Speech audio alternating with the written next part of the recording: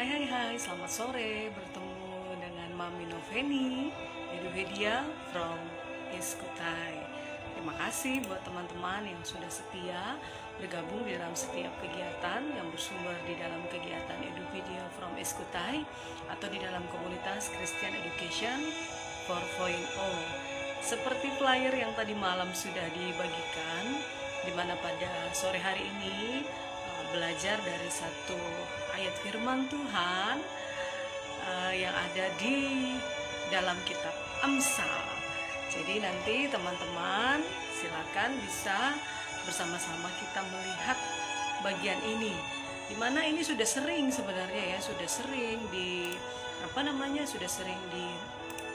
dibagikan oleh mungkin guru-guru PAK, rekan-rekan hamba Tuhan yang ada di gereja ketika mengupas ayat pada bagian pasal ini. Sesuai dengan judul yang ada, di situ ada tentang judul yang semangat yang patah. Ya, teman-teman bisa lihat di situ kan, semangat yang patah. Kalau bisa lihat di postingan tadi malam itu ada beberapa gambar ya, ada beberapa simbol-simbol yang menggambarkan kondisi semangat yang patah.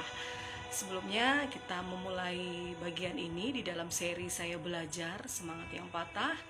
Saya bawa kita semua di dalam doa supaya kita bisa mengikuti dengan baik. Halo, selamat sore Pak Melvinus di Kaltara. Saya live lagi di seri saya belajar semangat yang patah pada sore hari ini.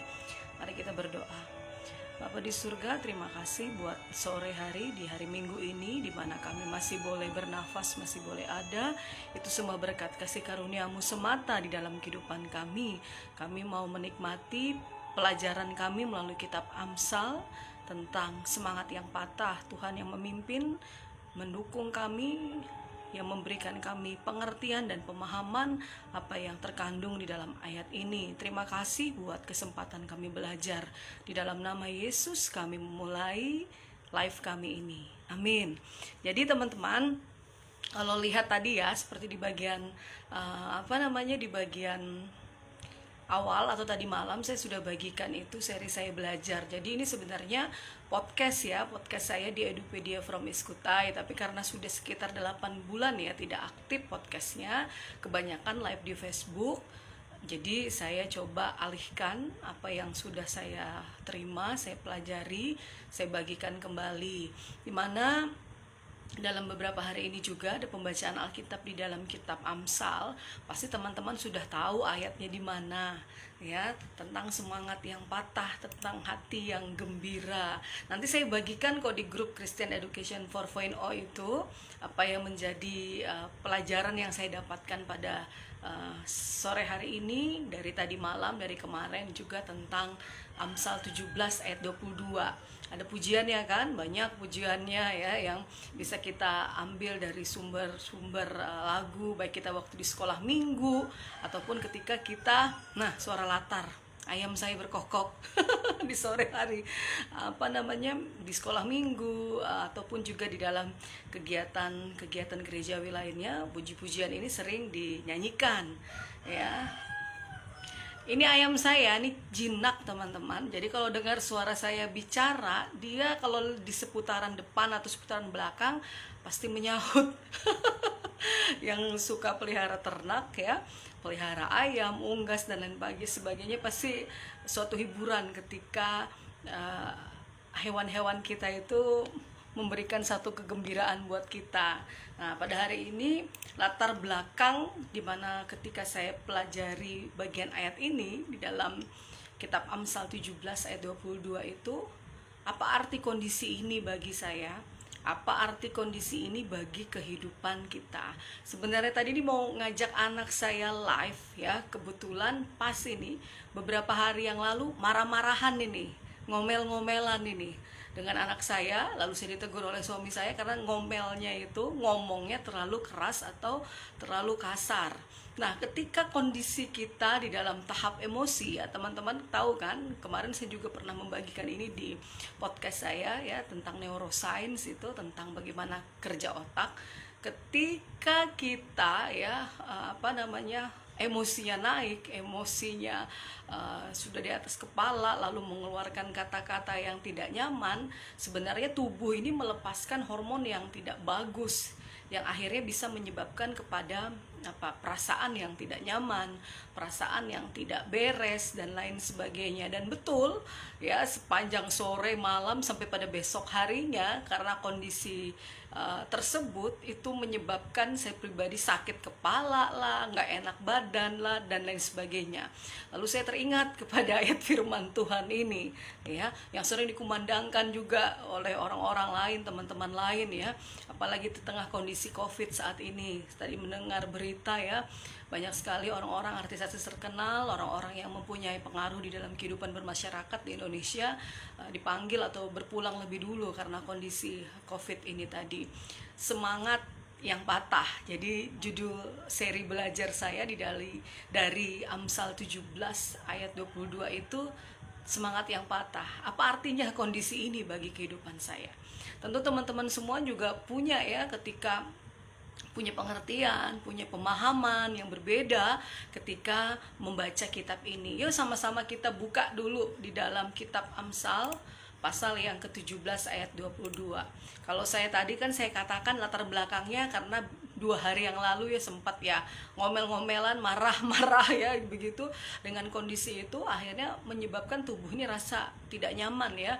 Apalagi kalau Anda punya penyakit penyerta, itu akan tambah jadi kalau kerjaannya uring-uringan, marah-marah, ngomel-ngomel tanpa alasan dan lain sebagainya. Dan kemarin kan sudah dibagikan tentang Davidic Covenant, salah satu cerita tentang Saul juga ya, di mana dia mengalami melankolia. Ini juga menjadi pelajaran buat saya pribadi. Kondisi-kondisi seperti itu akan mempengaruhi mental. Sehari sebelumnya juga belajar tentang aspek mental yang harus dimiliki oleh seorang guru seperti apa, karena hal itu terkadang tidak banyak tersentuh. Kita banyak dibebani oleh tugas-tugas pekerjaan, administrasi dan lain sebagainya. Itu yang membuat kita terkadang lupa nih di bagian mental kita, psikologis kita ya, harus juga diperhatikan di dalam hal ini. Mari kita buka sama-sama teman-teman di dalam Amsal 17 ayat 22. Pasti menjadi ayat hafalan. Ini kadang di anak sekolah minggu, di anak-anak didik kita yang sebagai guru pak atau guru sekolah minggu, atau Anda hamba Tuhan ya, pasti ini menjadi ayat yang hafalan, ini sudah di luar kepala, yaitu di dalam kitab Amsal 17 ayat 22. Kita akan membacanya terjemahan baru di tahun 1974 oleh Lai. Dikatakan, hati yang gembira adalah obat yang manjur, tetapi semangat yang patah mengeringkan tulang. Hati yang gembira betul akan terlihat dari wajah yang berseri-seri, ya kan, biasanya seperti itu. Tetapi dan itu akan menjadi obat yang manjur, tetapi semangat yang patah. Nah, bagaimana semangat yang patah itu ya di dalam kehidupan kita sehari-hari? Kalau saya tadi mengatakan ya, kondisi 2 hari lalu menjadi hal yang mematahkan kondisi saya secara mental dan psikologis ketika ada hal-hal yang tidak nyaman yang saya lewati sehari-hari. Entah itu kondisi problem yang ada di rumah, yang ada di kantor, atau berhubungan dengan pergumulan-pergumulan hidup, itu terkadang mematahkan semangat kita, mematahkan kekuatan kita. Bahkan sampai kalau nggak itu diobati dengan baik ya, obatnya itu salah satunya di bagian kalimat yang pertama kan, akan mengeringkan tulang. Bagaimana ya ketika orang nggak gembira mengeringkan tulang? Anda pasti tahu, entah itu dalam kondisi sakit atau tadi kondisi yang saya jelaskan secara mental, emosional, itu akan mengakibatkan kita ada perasaan-perasaan yang tidak nyaman. Nah, bahasa yang lain ya, dari bahasa yang lain itu, terjemahan luar itu di dalam NIV itu dikatakan, a cheerful heart is good medicine, but a crushed spirit dries up the bone. Sama juga ya, bahwa hati yang gembira, merry heart, kalau dari terjemahan New King James Version ya, itu betul-betul bahwa kalau patah semangatnya, broken spirit, itu akan betul-betul mengeringkan tulang kita. Nah, saya akan melihat lagi ketika membaca ini, saya harus lihat nih, kembali belajar tentang kitab Amsal, penulisnya itu siapa, kenapa begitu indahnya dia mengingatkan kepada kita si penulis ini tentang kata-kata yang bijak, kata-kata yang memiliki hikmat di dalam kehidupan kita. Mari buka di dalam kitab di dalam Amsal tadi ya. Kalau lihat di pasal pertama itu sudah kelihatan tujuan penulisan daripada kitab ini. Siapa yang nulis? Pasti semuanya sudah tahu. Penulis kitab Amsal itu adalah Salomo beserta penulis-penulis yang lain seperti Agur ya, kemudian siapa lagi, Raja Lemuel, dan penulis-penulis lain yang dikatakan sebagai orang-orang bijak. Karena saya pernah membaca di tafsiran dan juga mengenai kitab Amsal, di situ dikatakan selain para imam dan lain sebagainya ya, ada orang-orang bijak yang dihormati di bangsa tersebut, dan mereka diberikan ilham untuk apa? Menuliskan kata-kata bijak yang terilhamkan ini tadi. Jadi kita akan melihat latar belakangnya dulu ya, sebelum kita melihat lebih jauh di dalam pasal 17 ayat yang ke-22 tadi. Penulisnya paling banyak itu Salomo, anak dari Raja Daud. Nah, kemarin sudah kita belajar tentang Raja Daud. Saya belajar tentang Davidic Covenant tadi, luar biasa. Semakin membaca, semakin mengerti, mengenal betapa kayanya, dalamnya kebenaran-kebenaran firman Tuhan sepanjang sejarah, sepanjang zaman, apalagi berbicara tentang bangsa ini, tentang bangsa Israel. Nah, tema-tema yang ada di dalam kitab Amsal ya, teman-teman pasti bisa melihat di situ adalah tema hikmat untuk hidup dengan benar, ya kan? Tertuang di dalam apa? Syair-syair dan hikmat, di mana hal-hal tersebut diilhamkan oleh Allah kepada para penulis Amsal ini tadi.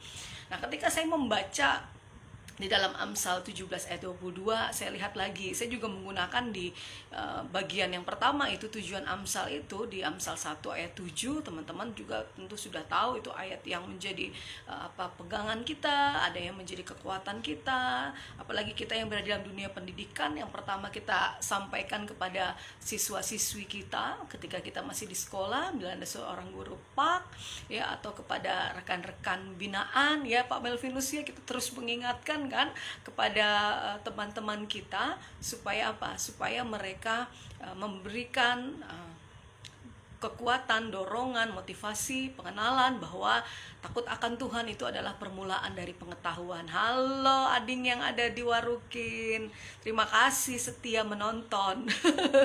Lalu apa yang saya pelajari dari kisah ini, dari Amsal yang dituliskan oleh Salomo, berisi tentang apa? Azas-azas kehidupan yang dijalankan dengan hikmat dan penuh rasa takut akan Tuhan. Sudah di bagian pertama kitab Amsal itu dibagikan.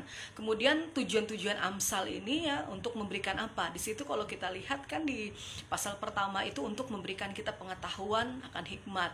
Amsal akan memberikan kita kepandaian.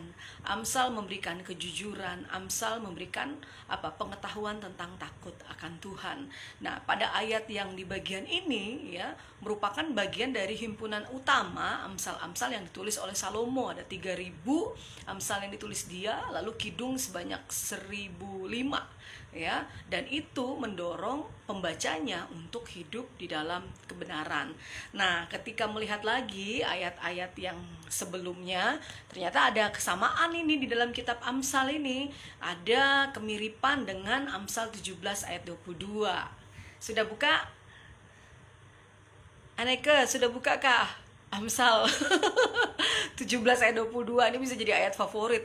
Kalau kita zaman remaja dulu ya, kalau ketemu ayat-ayat Alkitab dan lain sebagainya, kita guntingin, kita tulis di karton, kita laminating, jadikan pembatas secara sederhana ya, tanpa harus membeli, atau kita pajang ya tulisannya itu di kaca, di apa. Apalagi kalau ada ayat hafalan dari sekolah minggu ya zaman dulu, atau dari remaja, pemuda dan lain sebagainya, atau bahkan ketika kita sebagai mahasiswa PAK atau mahasiswa teologi, ayat-ayat ini ada yang dihafal ya kan, ada yang dihafal menjadi ayat hafalan. Saya ingat dulu mata kuliah apa ya, halo Tante Lina, selamat hari Minggu Ibu Pendeta. Di situ harus mencari dari kitab perjanjian lama, saya ingat waktu itu. Jadi mana yang menjadi ayat-ayat kekuatanmu, favoritmu ya. Jadi ingat sekali itu bagian-bagian itu, saya harap bukan hanya sekedar hafalan ya buat kita, tetapi itu menjadi satu kekuatan buat setiap kita. Kebenaran firman Tuhan itu menghidupi kita.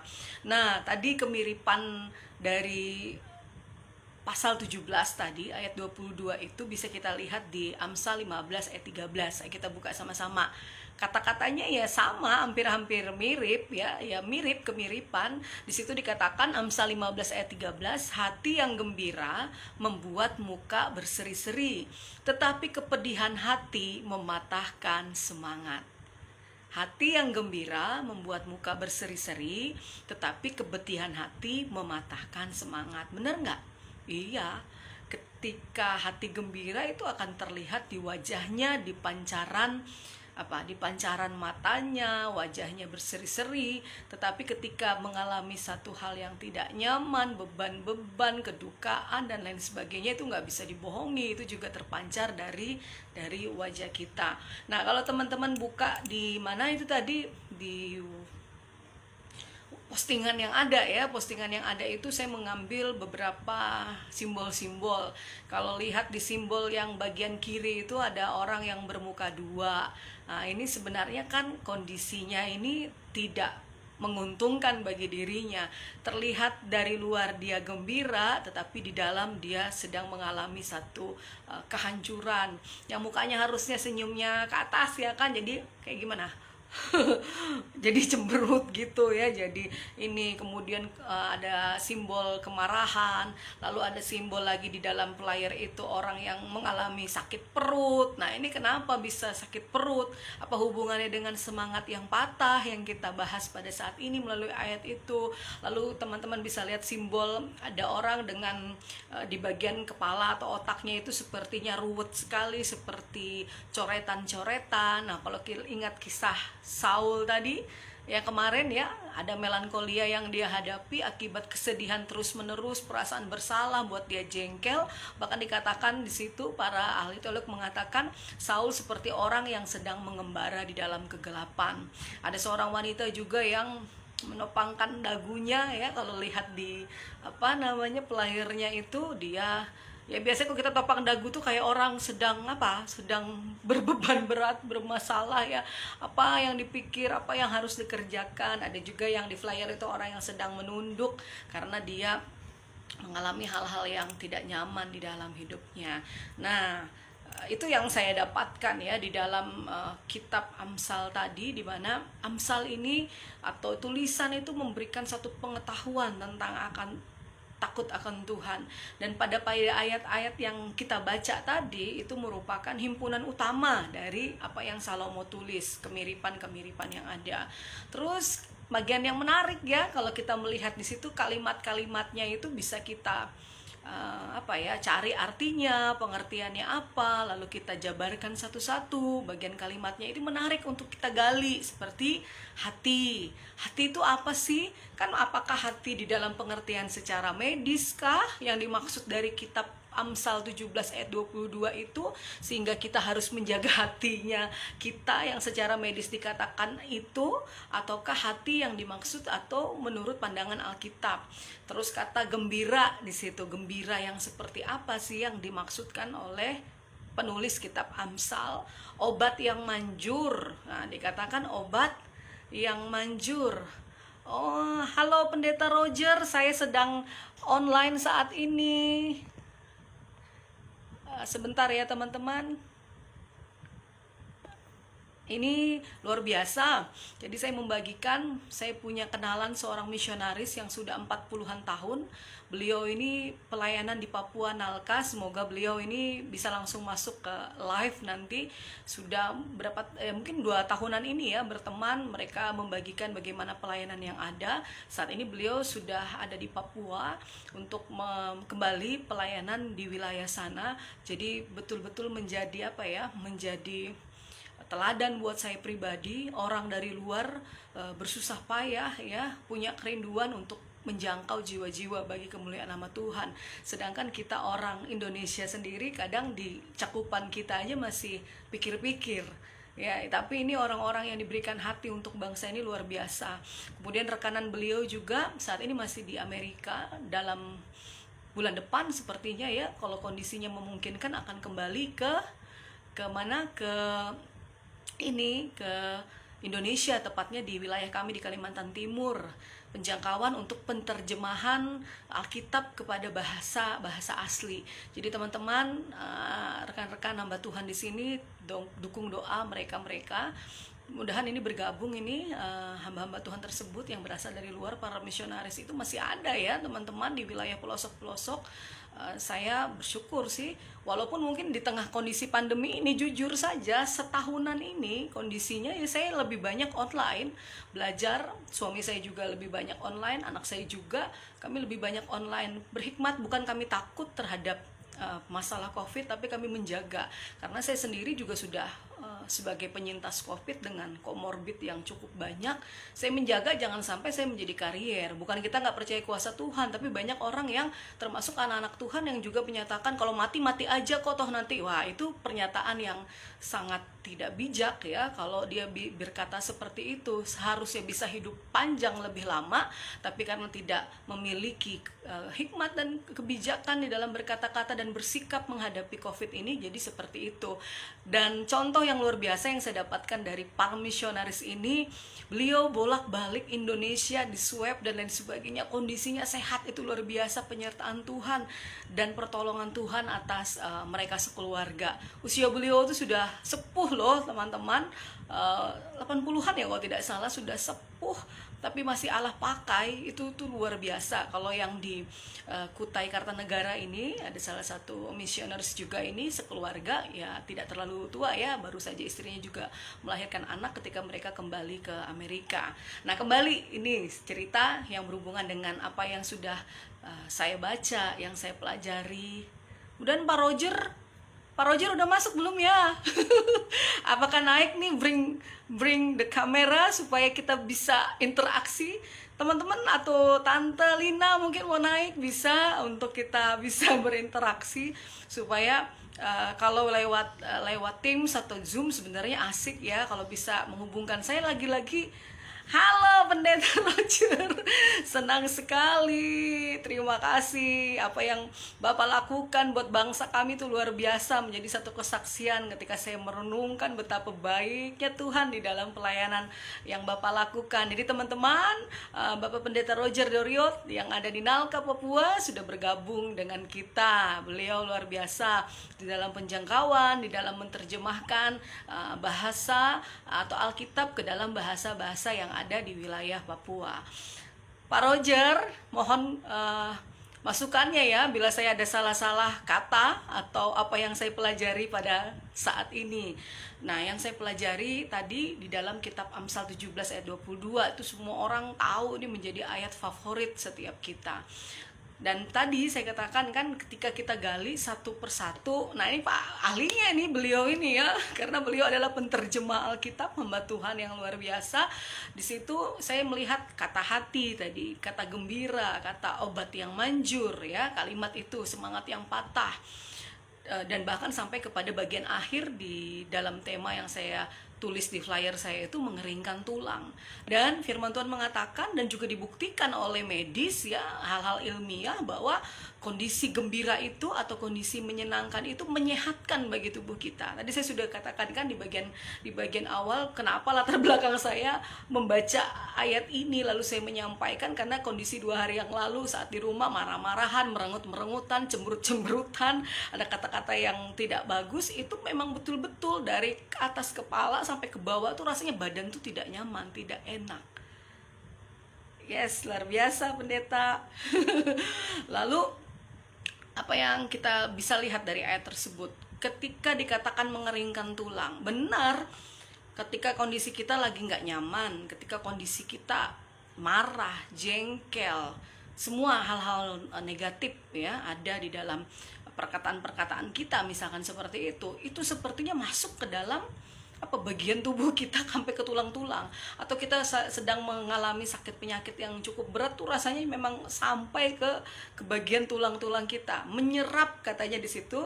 Salah satu terjemahan mengatakan menyerap kelembapan sampai akar-akarnya, yang dikatakan apa itu mengeringkan tulang, mengikis habis sampai sumsumnya. Teman-teman bayangkan kan, kalau yang suka makan bakso yang ada sumsumnya ya, bagian yang apa tuh katanya enak banget itu, kalau saya nggak suka itu sampai sedot itu. Nah itu modelnya gitu, di dalam tulang-tulang kita itu kan strukturnya sampai kepada sumsumnya. Kondisi itu sampai mengikis habis sehingga kadang menyisakan tulang-tulang belaka pada tubuh. Contoh, ketika orang kan bisa kita lihat sakit penyakit kan sudah sampai kepada kondisi di mana dia sampai badannya tinggal tulang. Saya kebetulan punya, mohon maaf ya, kakak sepupu kami juga menderita sakit yang cukup lama ya. Jadi ada kakak sepupu kami, saya juga baru lihat kemarin fotonya, sedih banget. Beliau awalnya usianya sudah 64 tahun kakak saya itu. Jadi beliau pernah jatuh dari motor, tapi mungkin pengobatan tidak tuntas menyebabkan kelumpuhan, makan juga susah dan lain sebagainya. Akhirnya ya tinggal tulang. Saya bilang kepada keponakan saya, anak ponakan saya, ya berdoa saja, masih ada mujizat, berikan semangat, karena semangat yang bagus buat mamamu itu, buat kakak sepupu saya itu akan bisa memberikan kesehatan kepada dia. Dan saya juga ngalami ketika COVID tuh, teman-teman kan lihat nih, badan saya kan termasuk gede tuh. Pada saat COVID turun 5,5 kilo. Suami saya 7 kilo turunnya. Itu semuanya rasanya gelambir-gelambir, sampai kaget. Rasanya kok biasa aja, tapi memang kondisinya menyebabkan seperti itu ya. Jadinya kalimat atau bagian kata-kata ini membuat wow, kalau hati kita nggak beres ya, terutama di dalam kehidupan kita sebagai orang percaya, itu menyebabkan atau berdampak kepada susunan bagian-bagian tubuh kita yang lain, struktur tubuh kita, atau menimbulkan penyakit-penyakit di dalam tubuh kita. Nah, kata hati, kalau saya melihat dari tafsiran dan dari pembelajaran yang ada di dalam Alkitab sendiri, disebutkan hampir sebanyak 300 kali. Dan pengertian Alkitab ini bukan hati yang kata orang medis itu berada di bawah diafragma kita di sebelah kanan. Tidak, teman-teman. Hati yang dimaksud dari pengertian Alkitab itu adalah bagian dari spiritual kita. Hati bicara bagian dari spiritual kita, di mana emosi dan keinginan berada. Ya kan, kemarin bicara tentang mental, bicara tentang Davidic Covenant, bisa kita melihat bagaimana hati merupakan bagian dari spiritual kita. Emosi dan keinginan itu berada. Hati secara medis tentu beda. Pengertian kalau secara medis ada liver, bahasa Yunani kuno itu hepar, ya kan? Itu sebuah kelenjar yang terbesar, katanya terbesar di dalam tubuh manusia, letaknya di sebelah kanan kita, di bawah diafragma kita untuk pernafasan kita, dan berfungsi sebagai apa? Biasanya berfungsi sebagai alat ekskresi atau pengeluaran zat sisa untuk ekskresi. Nah, teman-teman yang doyan hati ayam, bagaimana tuh, bisa lihat kan, mohon maaf, ketika sedang memotong ayam atau hewan yang lainnya ya, hati itu ya, hati secara medis ya atau fisiologis ya disebutkan begitu kan, bagian yang menjadi organ pembuangan ya, organ sebagai alat zat sisa. Sebenarnya itu nggak bagus ya untuk dimakan, karena namanya tempat zat sisa atau organ untuk zat sisa itu nggak bagus untuk dikonsumsi atau dimakan. Bukan itu sebenarnya yang kita bukan itu yang kita bicarakan hati secara medis, tetapi itu nanti akan ada hubungannya, bahwa ilmu medis itu juga akan menjelaskan apa yang terjadi ketika tubuh kita tidak berada di dalam kondisi yang bagaimana, teman-teman? Kondisi yang gembira. Nah, di dalam firman Tuhan dikatakan kondisi dasar hati manusia itu, kita bisa buka di dalam kitab Yeremia 17 ayat yang ke berapa tadi? 17 ayat 9. Yuk buka sama-sama di dalam kitab Yeremia. Tunggu ya, kita baca dulu, saya buka dulu di ini. Kondisi hati manusia itu sudah ada tertulis dalam kebenaran firman Tuhan di dalam kitab Yeremia pasal 17 ayat yang ke-9. Anik mau baca kah? Yeremia pasal 17 ayat yang ke-9. Gak apa-apa kalau mau naik tuh, asik tuh kalau mau naik ininya. Nanti biar Kak Feni masukkan itu ke sini. Yeremia pasal yang ke-17 ya, ayat yang ke-9. Sudah dapat teman-teman? Yeremia pasal 17 ayat yang ke-9. Kita akan lihat ayat firman Tuhannya. Nah, ini kalimatnya. Wow. Kita baca ya. Betapa liciknya hati, lebih licik daripada segala sesuatu. Hatinya sudah membatu. Siapakah yang dapat mengetahuinya? Ini terbitan Lai tahun 1974. Kondisi hati manusia dikatakan licik lebih daripada segala sesuatu. Hatinya sudah membatu. Siapakah yang dapat mengetahuinya? Kemudian terbitan BIS tahun 1985 katakan, hati manusia tak dapat diduga, paling licik dari segala-galanya dan terlalu parah penyakitnya. Dan jadi hal-hal yang berhubungan dengan hati ini ternyata begitu parahnya. Ya, kalau terjemahan bahasa Inggrisnya apa ini? Wow, sebentar. Deceitful above all things and beyond cure. Who can understand it? Yang tahu, yang mengerti hati seseorang, kedalaman hati seseorang hanya Tuhan. Makanya melalui kebenaran firman Tuhan di dalam kitab Yeremia 17 ayat 9 ini menegur kita. Siapa yang dapat mengetahuinya? Kecuali Tuhan yang mengetahui kedalaman hati manusia. Ingat kemarin kisah David di Covenant kan? Ketika Saul ingin memilih keluarga dari Daud, kakak-kakaknya yang mau dia pilih, tapi Tuhan bilang, ya kan, bukan melihat dari perawakan dan rupanya, tetapi Allah melihat hati setiap kita. Walaupun mungkin kita menyembunyikan hal-hal tertentu di hadapan manusia, nggak bisa tersembunyi di hadapan Tuhan. Dan Tuhan Yesus sendiri juga menegur kita bagaimana melalui perkataan Tuhan Yesus di dalam Injil Markus ayat pasal ke-7 ayat 20 sampai 23. Di situ dikatakan kondisi manusia yang telah tercemar dari dosa, tercemar karena dosa. Kita buka di dalam apa, teman-teman? Di dalam Markus pasal yang ke-7 ya. Kita lihat dulu di sini ayatnya ya. Markus 7 ayat 20 sampai 23. Nah, sudah dapat? Kalau sudah dapat, kita buka sama-sama ayat firman Tuhan ini ya. Ini biasanya berhubungan dengan haram halal kalau di bagian awalnya ya. Di ayat yang ke-20 Markus, Injil Markus pasal 7 ayat 20 sampai 23. Katanya lagi, ngatnyanya menunjuk kepada Tuhan Yesus yang mengatakan perkataan ini. Apa yang keluar dari seseorang, itulah yang menajiskannya.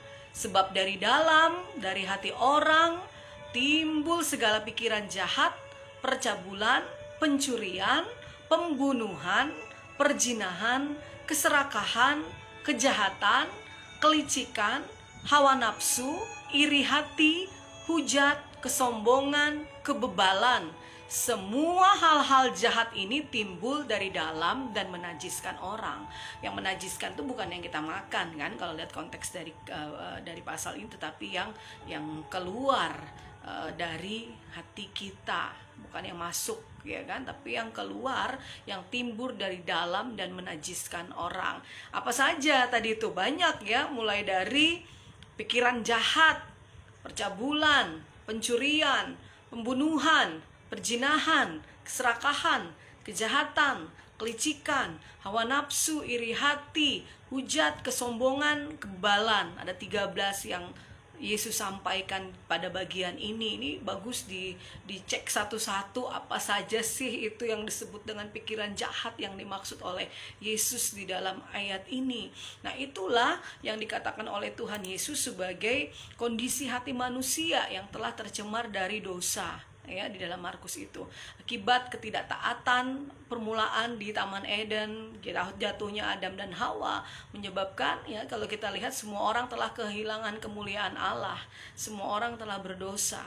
Upah dosa itu maut, tetapi karena kasih karunia daripada Allah sendirilah melalui Yesus Kristus yang jadi sama dengan manusia, yang turun ke bumi ya kan, mengambil rupa manusia, dia melakukan penebusannya bagi kita, sehingga kembali terus diberikan kepada kita. Jadi melalui ayat firman Tuhan itu betul dari seseorang yang hatinya memiliki satu kegembiraan, ya, itu akan memancarkan kehidupan.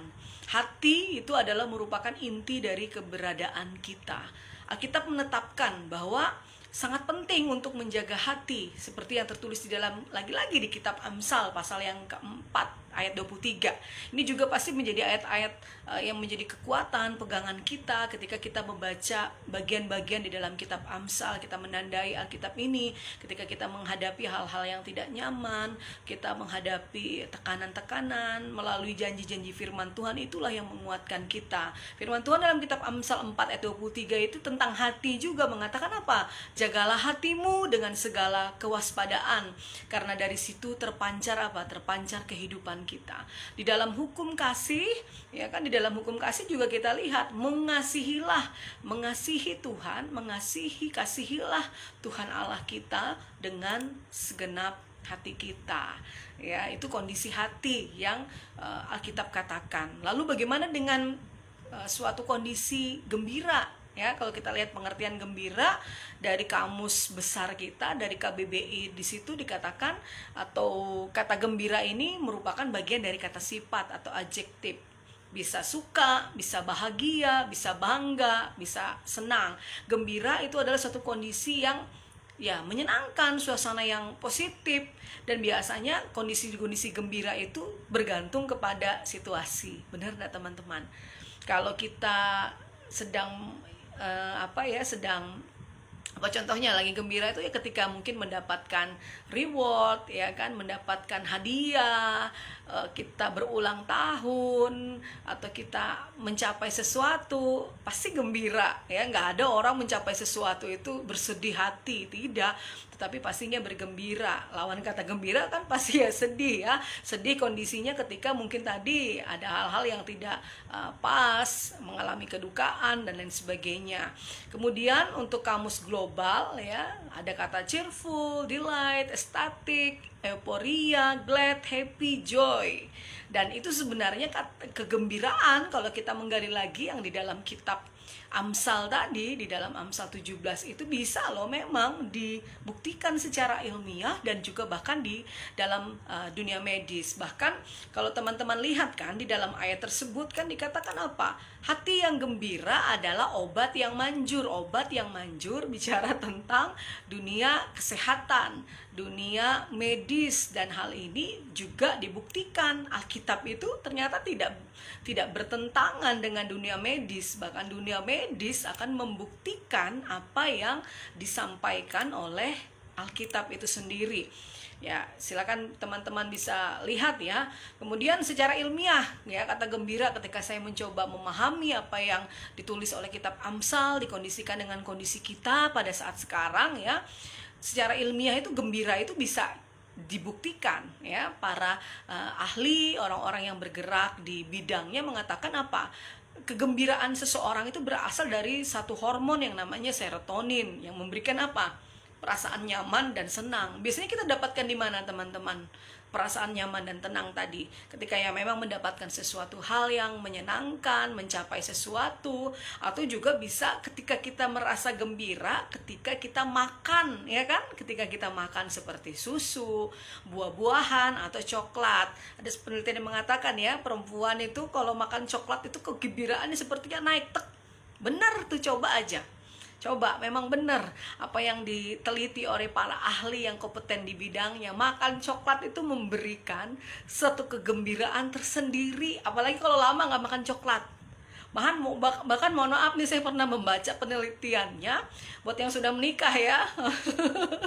Makan coklat buat wanita itu sama-sama seperti ketika dia melakukan hubungan seksualitas dengan pasangannya. Bener nggak? Tante Lina gimana? Coba deh, benar, saya merasakan gini ketika makan coklat, apalagi kalau lama nggak makan coklat tuh memang ada perasaan nyaman dan tenang, bukan karena hasil penelitian. Ketika saya makan coklat, oh iya pernah, ya, hasil penelitian mengatakan demikian, ya kan, diuji cobakan kepada berbagai macam responden di berbagai tempat dan daerah. Benar, coklat itu mengandung satu zat yang bisa menimbulkan rasa senang, gembira. ya makanan-makanan, minum susu juga, atau buah-buahan yang lain. Kalau saya sih buah yang saya merasa gembira tuh kalau makan apa ya, ya buah favorit kita atau makanan favorit kita, tetapi asal jangan berlebihan. Contohnya ketika suka makan bakso, ya kan, hampir tiap minggu makan bakso itu juga berbahaya karena bisa menimbulkan kolesterol dan lain sebagainya yang tidak bagus buat peredaran darah kita. Kemudian ternyata kegembiraan juga dibuktikan secara ilmiah, ya, kita menelisik dari ayat firman Tuhan itu. Kalau dari segi medis ada tuh orang-orang yang depresi. Ketika mereka depresi, biasanya para psikiaternya itu memberikan apa? Memberikan obat-obatan antidepresan. Untuk apa? Menyeimbangkan. Halo Pak Mursid, selamat sore. Biasanya apa? Ya, Pak Mursid, saya lagi live biasa di dalam seri saya belajar, ya. Di situ ya biasanya obat-obatan yang diberikan oleh para psikiater menghadapi orang yang menghadapi gangguan mental atau depresi untuk menyeimbangkan apa? Zat kimia di dalam otak mereka agar suasananya itu menjadi lebih baik. Dikasihlah obat antidepresan. Tapi ingat loh cerita Saul kemarin kan, ada dari segi spiritualitas atau rohani ketika Roh Kudus bekerja melalui siapa? Alat musik yang Daud petikan atau kecapi tadi, melalui musik Daud di situ si Saul lebih tenang. Nah, kadang ada juga ya orang merasa lebih tenang ketika relaksasi dengan musik-musik instrumentalia, musik-musik worship, musik-musik hymn dan lain sebagainya yang memberikan ketenangan di dalam otak dan pikiran dia. Kemudian juga kegembiraan itu ya ketika saya mencoba melihat bagian di dalam pasal tadi ya, di dalam konteks kita sebagai orang percaya di zaman ini bisa kita dapatkan melalui apa? Aktivitas fisik, ya kan? Karena aktivitas fisik itu menghasilkan satu hormon yang namanya endorfin. Nah, teman-teman yang di bidang kesehatan pasti lebih paham itu hormon seperti apa. Sama seperti tadi serotonin yang didapatkan lewat makanan tadi, endorfin lewat kegiatan fisik yang menjadikan kegiatan favorit kita itu membuat suasana hati lebih baik. Ya betul, benar-benar.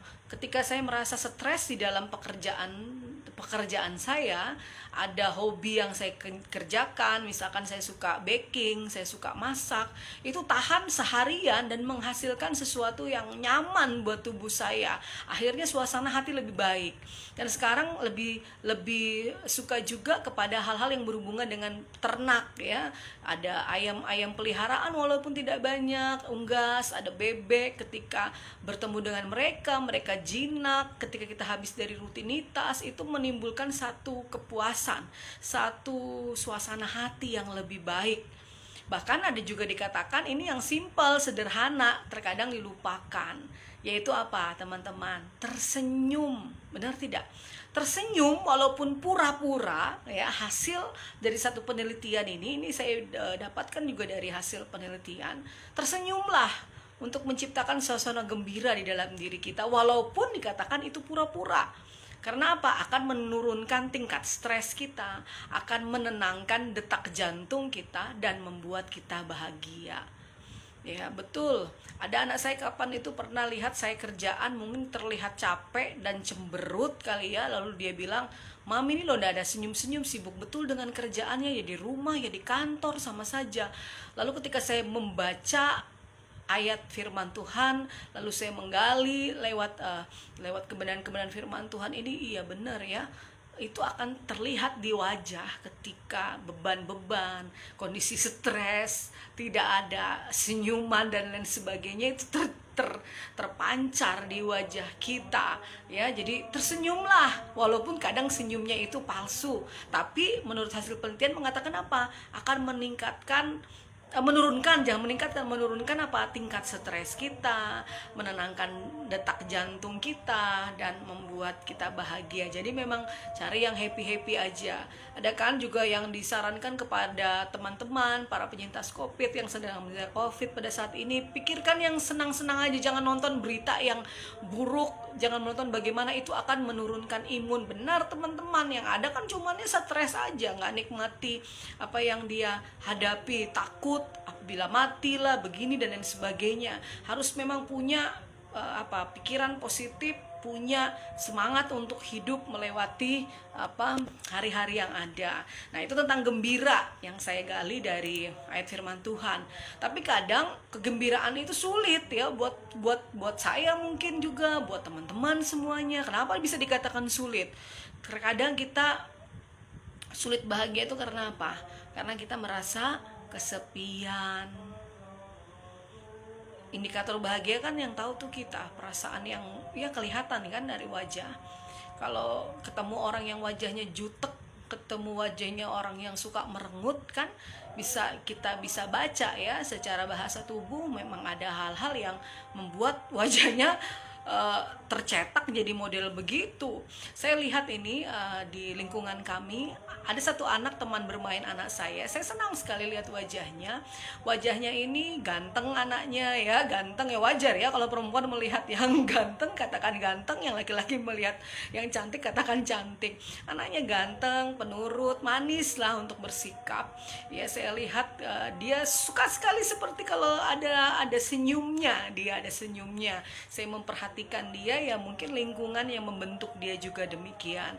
Dan suatu ketika ya, mungkin sudah sebulan ini ya, ayahnya berpulang ya, dan itu juga sakit mendadak. Saat itu saya memperhatikan, mungkin ada seminggu lalu ya, dia ada bermain di seputaran rumah. Saya memperhatikan wajah anak itu lalu berbeda sekali, tidak seperti yang lalu-lalu ketika ayahnya itu masih ada.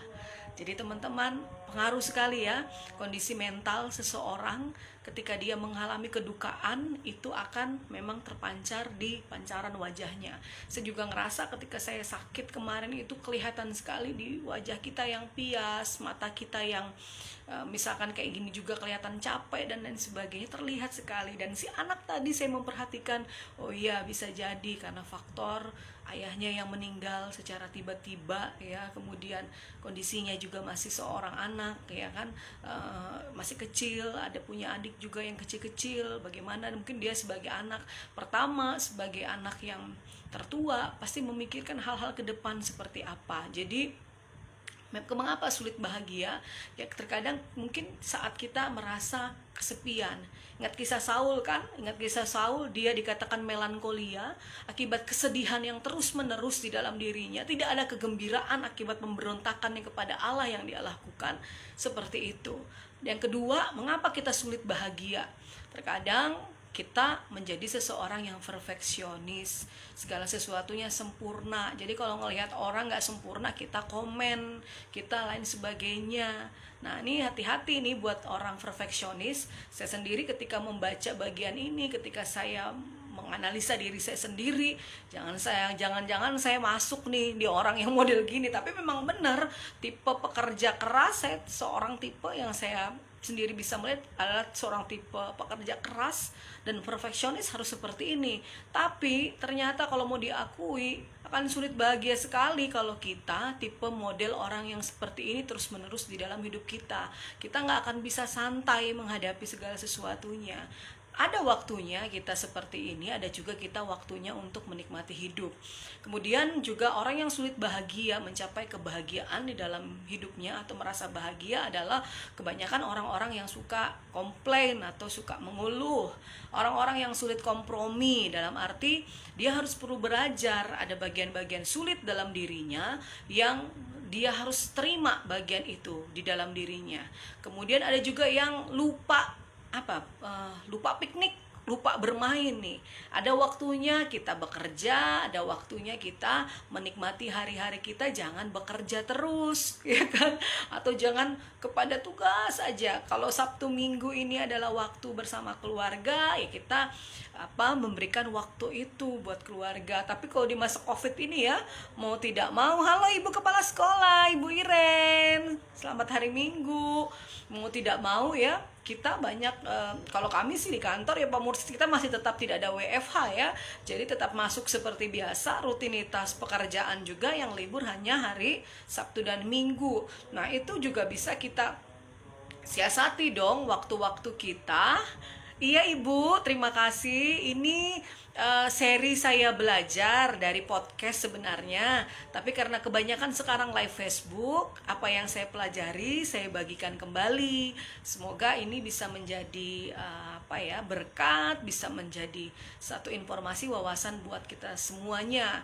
Jadi yang saya pelajari, yang saya dapatkan inilah yang saya ingin bagikan. Kalau ada masukan boleh Bu komen, atau ada pendapat silahkan, atau kapan-kapan juga bisa naik live bersama-sama, karena di live Facebook ini bisa interaksi dua orang, menanggapi atau juga saling berbagi seperti layaknya di podcast.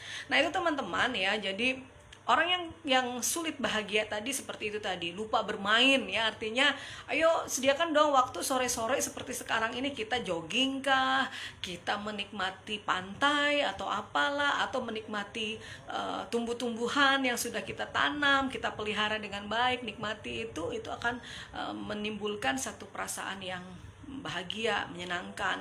Kemudian orang yang susah bahagia itu orang yang suka berpikir negatif. Apa-apa yang dilakukan oleh orang lain negatif, sukanya gosip, sukanya gibah. Mungkin kalau gibah artinya kan benar sih yang dia bicarakan, tapi kan nggak bagus juga ketika sukanya membicarakan orang lain. Itu juga kelihatan dari wajah loh ya. Biasanya bahasa tubuh orang, model-model yang suka gibah, suka gosip tuh kelihatan sekali dari cara dia berbicara, dari wajah dia. Ya itu teman-teman yang ya sudah sepuh juga pasti sudah punya pengalaman dalam hal itu. Kemudian orang yang suka memilih cara mudah, nggak suka berproses, maunya langsung instan. Nah ini juga bahaya. Terkadang dia nggak bisa mencapai atau sulit mencapai kebahagiaan di dalam bagian apa yang dia kerjakan. Kemudian orang yang impulsif, orang yang kadang bertindak sesuka hati tanpa memikirkan akibat, cepat respon, kerjakan, bertindaknya sesuka hati tanpa memikirkan ke depan akan seperti apa. Nih ada juga orang-orang seperti ini sulit mencapai satu kata bahagia. Orang yang selalu dan gemar mengkritik orang lain, menyalahkan orang lain, ini juga nggak bahagia karena selalu melihat orang lain itu salah, ya salahkan orang lain, gemar memberikan kritik padahal dia sendiri nggak tahu dirinya juga memiliki kekurangan, atau juga tidak mau mendengarkan di dalam kehidupan dia sehari-hari. Nah ini orang-orang yang sulit bahagia. Bagian depan tadi ya, dalam ilmu kesehatan kan mengatakan bahwa dengan hati yang gembira bisa membuat tubuh kita mengeluarkan bagian tadi hormon endorfin. Melalui makanan yang kita makan ada hormon serotonin, itu membentuk sistem kekebalan tubuh sehingga tubuh kita tidak mudah kena penyakit. Walaupun saya ya bisa dikatakan ada komorbid ya teman-teman, tapi termasuk daya tahan tubuh yang kuat. Kalau saya pribadi melihat, Tuhan betapa baiknya Engkau masih mengizinkan saya hidup. Ternyata daya tahan tubuh saya kuat, sistem kekebalan tubuh itu bisa meningkat di tengah kondisi yang tidak nyaman seperti saat ini.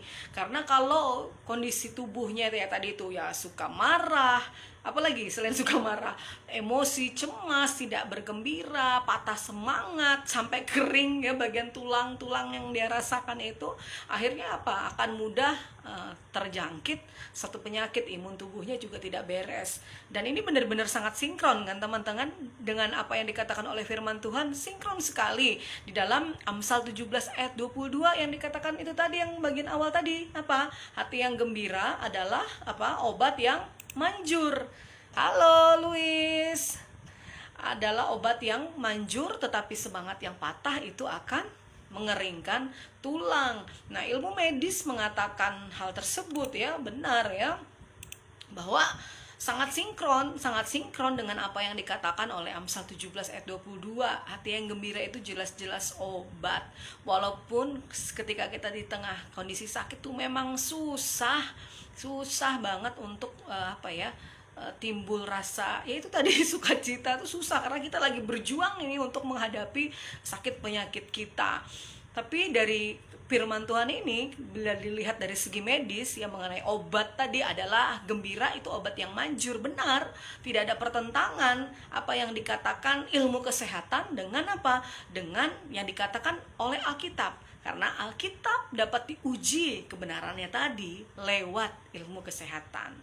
Lalu saya melansir dari Kompas ya, teman-teman bisa buka penyakit akibat stres. Jangan disepelekan. Ya, stres kan banyak hal, bukan sampai dia schizophrenia atau dia gangguan mental, gila atau dan sebagainya, enggak, tapi mungkin perasaan tertekan. Contoh kemarin ketika saya membahas aspek mental yang harus dimiliki oleh guru-guru, itu kan banyak hal ketika dia stres akibat administrasi yang terlalu berlebihan, kurangnya respon masyarakat terhadap kebutuhan psikologis dan kesejahteraan mental guru. Nah, itu banyak terjadi. Bagian-bagian itu jarang disentuh. Tapi apa yang terjadi, kan saya bilang ya dari diri kita sendiri. Ketika tahu kondisi kita mulai tidak nyaman, mengalami kesehatan mental yang terganggu, mau tidak mau kita harus jujur, kan kita ngomong, kita perlu konselor, kita perlu orang-orang yang ahli bisa menolong kita. Kalaupun kita bisa, minimal kita ya ada satu bagian yang memang harus kita lakukan untuk bisa meminimalisasi, menterapi keadaan kita akibat kondisi yang tidak gembira, akibat kondisi yang stres. Nah, ini teman-teman, penyakit yang tidak gembira tadi, ketertekanan, stres, kalau hubungan dengan ayatnya di Amsal 17 ayat 22 tadi, sebabnya akan menyebabkan apa? Akan menyebabkan berbagai macam penyakit. Seperti apa? Penyakit gangguan jantung, benar tidak? Ada sindrom iritasi usus besar kita, ada gula darah yang meningkat, ada sakit kepala terus menerus, entah itu migrain kah atau yang lain sebagainya, dan bahkan dikatakan ada Alzheimer ya, penyakit pikun ya, penyakit pikun yang bisa datang pada usia yang muda akibat stres yang berlebihan. Benar teman-teman, yang berhubungan dengan gangguan jantung, saya ingat kesaksian teman saya waktu masih kuliah dulu dan juga ikut melayani bersama di satu gereja ya. Di situ dia kesaksian bagaimana ketika orang tuanya ya, ketika salah satu orang tuanya meninggal dunia secara mendadak. Saya ingat betul kisah itu yang terjadi. Si ibu ternyata ketika ditinggalkan suami ini ya stres ya, jelas, apalagi tiba-tiba dengan jumlah anak yang cukup banyak, bagaimana yang membiayai, bagaimana dan sebagainya. Dan saat ibunya itu pun berpulang, itu juga didiagnosa oleh dokter jantungnya itu bocor. Kalau bunyi jantung kita deg deg deg deg ya kan, yang si ibu ini tidak, bunyinya ya seperti ada yang bocor, kayak kalau misalkan teman-teman lihat ban yang bocor ya kan, seperti itu bunyi detak jantung. Itu kesaksian teman saya. Jadi benar-benar ya, ketidakgembiraan ya, kesedihan di dalam kehidupan kita itu menyebabkan banyak dampak dalam tubuh kita. Penyakit-penyakit yang terkadang kita sepelekan, mulai tadi gangguan jantung, mungkin iramanya yang tidak beraturan, sakit kepala yang terus menerus kita nggak pernah perhatikan, terus ada juga sindrom iritasi usus besar. Bener nih, saya ngerasakan ya kan, namanya yang bagian awal kalau teman-teman ngikuti tadi, kenapa saya latar belakangnya membagikan tentang Amsal 17 ayat 22 ya, tadi kondisinya saat marah-marahan, cemberut-cemberutan, ada kata-kata yang gak bagus dilemparkan saking marahnya atau gimana. Benar, itu tuh susah untuk BAB. Susah untuk BAB. Jadi saya kemarin sehari itu nggak bisa BAB, susah. Padahal makan sayur oke dan lain sebagainya. Itu menyebabkan apa? Sindrom iritasi usus kita, teman-teman. Perasaannya tadi ya, marah, cemas, tertekan, stres dan lain sebagainya. Gula darah juga meningkat. Nah, saya ini kan ada DM nih, jadi saya bilang, waduh nih bahaya nih, ketika 2 hari kemarin tubuh ketika marah dan lain sebagainya udah mulai nggak nyaman, bisa naik nih tensi saya nih, tekanannya naik nih, gula darah saya. Apalagi ketika itu langsung mencari makanan yang manis-manis aja pikiran, padahal udah tahu nih ada DM. Nah, itu tadi. Kemudian juga kadang kita untuk pola berpikir ya, saat kondisi emosional seperti itu modelnya, tentu berpikirnya juga tidak sebagus saat kita kondisi yang kalem dan tenang, itu ya teman-teman. Jadi itu yang bisa saya bagikan ya untuk bagian ini. Jadi bagaimana nih orang percaya ya, bagaimana nih kita orang percaya bisa memperoleh kebahagiaan sejati? Karena dikatakan tadi hati yang gembira, ya salah satunya adalah hati yang gembira. Bagaimana saya bisa memperoleh hati yang gembira dalam hidup saya di tengah kondisi tekanan pandemi COVID yang belum berlalu, tekanan pekerjaan, mungkin pergumulan-pergumulan pribadi, pergumulan yang ada di keluarga dan lain sebagainya. Bagaimana saya bisa dikatakan hati saya bisa gembira, ya kan? Hati saya bisa tenang. Ada dong, ya kan? Ada dong yang memang harus kita kuatkan di dalam kehidupan kita. Kita akan bisa memperoleh kebahagiaan itu, hati yang gembira yang menjadikan obat di dalam kehidupan kita yang sejati, ketika kita ya menjadikan siapa? Menjadikan Allah sebagai harta satu-satunya. Seperti lagi kata Daud tadi ya di dalam kitab Mazmur pasalnya yang ke 16 ayat 1 sampai 6. Daud, kenapa dia dipilih? Ya kan, kemarin kalau David di Covenant kita belajar kenapa dia dipilih menggantikan Saul. Karena Allah melihat hatinya, kerinduan yang begitu dalam kepada Allah. Dia menjadikan Allah adalah satu-satunya gembala di dalam kehidupan dia.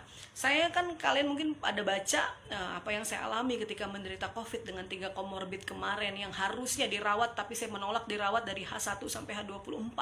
Mungkin orang mengatakan sombong betul kamu Fen dan sebagainya. Saya bilang saya punya Allah yang hebat, yang kuat, karena saya percaya kuasa kebangkitannya itulah yang sudah memberikan saya kesembuhan dan kekuatan. Hidup dan mati saya berada di tangan Tuhan, dan saya percaya saya bisa melalui ini bersama-sama dengan Dia. Dan itu yang membuat satu ketenangan batin, kegembiraan yang tidak bisa dijelaskan, yang tidak bisa diberikan dari obat-obatan yang dipakai untuk mengobati kita atau apapun itu. Itu yang saya dapatkan, bahwa memang benar hati yang terpaut kepada Allah yang memberikan keberadaan kita di tengah-tengah pergumulan kita, menjadikan Allah sebagai harta kita satu-satunya. Itu yang akan menjadikan sumber hati yang gembira dan merupakan obat. Saya sempat loh teman-teman, ini beberapa hari ini juga membaca buku postingan orang-orang pintar ya, orang-orang pintar dalam arti yang berada di seberang, dia juga mungkin sosiolog dan lain sebagainya ya, dosen dan lain sebagainya. Itu mempengaruhi pikiran saya. Saya cari, katanya buku apa yang mempengaruhi Anda dan lain sebagainya. Saya cari bukunya. Tadi pagi ketika saya dapat itu buku ya, saya baca itu sedikit. Benar, ini bisa merubah orang menjadi agnostik, atau bisa merubah orang menjadi, mohon maaf, ateis ketika dia tidak sungguh-sungguh di dalam iman dan kebenaran firman Tuhan. Nah, ketika saya membaca itu sebentar, lalu saya dengar salah satu khotbah live ya dari Hillsong Live di Sydney, Australia. Tertegur, dan musik di bagian akhir itu musik yang gembira, tapi bisa membuat saya meneteskan air mata karena firman Tuhan di dalam musik atau di dalam lagu tersebut menegur saya. Ini loh, nggak apa ya namanya, tiba-tiba mulai goncang dengan hal-hal yang seperti itu. Tapi saya ingat kembali bagaimana pertolongan Dia. Benar, saya nggak bisa lari dari matanya Tuhan, pemandangannya Tuhan, dari hatinya Tuhan, karena Dia tahu saya adalah milik kepunyaannya. Saya harus menyerahkan hati saya untuk menjadikan Dia sebagai harta satu-satunya, supaya ketika saya mengalami tekanan-tekanan hidup, saya mengalami banyak hal yang tidak nyaman, saya punya kekuatan, yaitu di dalam Kristus Yesus yang adalah Tuhan dan Juru Selamat saya. Dan juga mungkin teman-teman yang sedang menonton pada live Facebook yang saya bagikan di seri saya belajar Edupedia from Iskutai. Kembali kepada kitab Mazmur 16 ayat 1 sampai 6. Itu mari kita buka. Kalau Anda sedang membuka Alkitab, di dalam Mazmur 16 ayat 1 sampai 6 mengatakan apa? Miktam dari Daud. Jagalah aku ya Allah, sebab padamu aku berlindung. Aku berkata kepada Tuhan, Engkaulah Tuhanku, tidak ada yang baik bagiku selain Engkau. Orang-orang kudus yang ada di tanah ini, merekalah orang mulia yang selalu menjadi kesukaanku. Bertambah besar kesedihan orang-orang yang mengikuti Allah lain. Aku tidak akan ikut mempersembahkan korban curahan mereka, yang dari darah juga tidak akan menyebut-nyebut nama mereka di bibirku. Ya, jadi teman-teman bisa lihat di dalam Mazmur 16 tersebut ya, bagaimana Daud memberikan pengakuannya kepada Allah. Lalu ayat yang ke-6 di situ dikatakan apa? Ayat yang ke-5, ya Tuhan, Engkaulah bagian warisanku dan pialaku. Engkau sendirilah yang meneguhkan bagian yang diundikan kepadaku. Tali pengukur jatuh bagiku di tempat yang permai. Ya, milik pusakaku menyenangkan hatiku. Nah, Di dalam Mazmur 16 ayat 1 sampai 6, bila kita hubungkan dengan tadi yang kita baca di dalam Amsal 17 ayat 22, bagaimana untuk memberikan atau menciptakan atau bisa menimbulkan satu kondisi dan sikap hidup yang penuh dengan sukacita, kegembiraan. Jalannya cuma satu, teman-teman. Jalannya satu. Sumber kekuatan kita, menara perlindungan kita, ya, hanya di dalam Tuhan saja. Entah orang lain mengatakan kamu akan berubah ketika kamu membaca buku ini dan lain sebagainya, tetapi ketika engkau memiliki satu ketetapan siapa pribadi Yesus Kristus di dalam dirimu, itu akan menambah, memberikan kekuatan kepadamu bahwa Yesus Kristuslah satu-satunya sumber kebahagiaan kita, bahwa Yesus Kristuslah sumber kebahagiaan sejati, dan itu akan berlangsung selama-lamanya karena kita menjadikan Dia sebagai harta kita satu-satunya di bumi ini sampai Dia datang menjemput kita semua. Itu ya teman-teman yang bisa saya bagikan dari seri saya belajar tentang Amsal 17 ayat 22. Semangat yang patah tadi itu semua bisa diobati dengan penyerahan diri kepada Tuhan sebagai satu-satunya pribadi yang menguatkan kita, harta kita satu-satunya yang membuat kita kuat. Terima kasih buat teman-teman yang sudah sering mengikuti live Facebook saya, baik di komunitas Christian Education 4.0 atau juga di live Facebook wall saya. Semoga ini menjadi kekuatan, wawasan baru, kemudian berkat bagi kita semua. Mari terus saling dukung doa dalam kondisi kita pada saat ini, terutama teman-teman yang saat ini mungkin berada di Pulau Jawa dan Bali yang menghadapi PKM darurat. Dan saya juga mengucapkan turut berduka cita di angkatan kami di Ukrim Yogyakarta, ada rekan kami yang berpulang lebih dulu. Saya tidak tahu sakitnya atau apapun itu, tapi tugasmu sudah selesai kawan. Sampai ketemu lagi di saat yang paling membahagiakan bersama dengan Tuhan Yesus. Saya akan menutup apa yang menjadi kegiatan live kita pada hari ini. Kita berdoa. Bapa di surga, di dalam nama Yesus, terima kasih buat waktu yang ada di dalam live Facebook ini di hari Minggu ini. Engkau melihat setiap pribadi lepas pribadi yang ada ikut bergabung. Kami terbatas, hamba terbatas membagikan Tuhan, tapi Engkau Roh Kudus tidak pernah terbatas oleh waktu, oleh apapun itu. Firman-Mu ya dan amin di dalam kehidupan kami, yang menegur kami, yang memberikan kekuatan kepada kami, mengajarkan kepada kami. Berikan hati kami, hati yang terpaut kepadamu, hati yang bersuka cita, hati yang bergembira, walaupun mungkin banyak mengalami tekanan-tekanan batin, tekanan-tekanan hidup, tekanan-tekanan pekerjaan. Ajar kami meletakkan segala sesuatunya itu kepadamu Tuhan Yesus. Engkaulah sumber kekuatan setiap kami. Dan kami tahu sumber kebahagiaan yang sejati dan akan berlangsung selama-lamanya ketika kami menjadikan Engkau ya Allah sebagai satu-satunya harta dalam kehidupan kami. Ampuni perkataan kami yang tidak baik dalam perbuatan, di pikiran, di hati kami, dan layakan kami. Bila ada kami Tuhan Yesus yang mengalami beban berat, biarlah Engkau yang memberikan kelegaan kepada setiap kami, memberikan jawaban-jawaban doa kepada setiap kami, dan ajarkan kami berjalan di dalam ketetapan-ketetapan-Mu. Masa pandemi COVID kami tidak tahu kapan berlalunya Tuhan Yesus, tapi satu-satunya yang kami andalkan, yang kami harapkan, pertolongan-Mu tidak pernah terlambat dalam hidup kami. Engkau selalu menyertai kami seperti janji-Mu kepada setiap kami. Engkau menyertai kami sampai kesudahan akhir zaman, di mana masa-masa ini masa-masa yang sulit, semuanya berada di dalam rencana-Mu, semuanya berada di dalam waktu-Mu. Terima kasih buat seri saya belajar pada hari ini dari Edupedia from Iskutai, kiranya bisa menjadi berkat bagi kami semuanya, buat hamba yang membagikan pelajaran yang hamba terima ini, dan juga buat yang mendengarkannya. Di dalam nama Yesus Kristus Allah yang hidup, kami mengucap syukur dan berdoa. Amin. Selamat sore. Salam sehat selalu. Terima kasih sudah bergabung di Edupedia from Iskutai bersama Mami Noveni. Tuhan memberkati kita semua.